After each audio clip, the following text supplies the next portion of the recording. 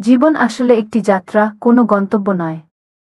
এখানে আমরা সবাই চলছি, কেউ দ্রুত, কেউ ধীরে। কিন্তু শেষ পর্যন্ত যেটা গুরুত্বপূর্ণ তা হলো আমরা পথে কি শিখলাম। সবচেয়ে আশ্চর্যের বিষয় হলো, অনেকে দুঃখের মাঝেও একটা তৃপ্তি পায়, এদের বলে দুঃখ বিলাসী।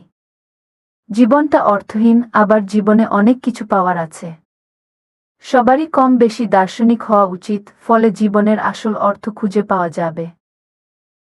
কিন্তু জীবন কখনো একই থাকে না। সময় সবকিছু বদলে ফেলে। যে দুঃখ আজ খুব ভারী মনে হচ্ছে, কালকে সেটাই হতে পারে শক্তির উৎস। জীবনের প্রতিটা ক্ষেত্রে একটা সুখের অনুভূতি থাকে।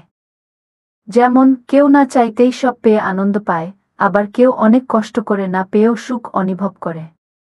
সুখটা আসলে সব জায়গাতেই আছে, আমরা শুধু তা অনুভব করার শক্তি হারিয়ে ফেলি।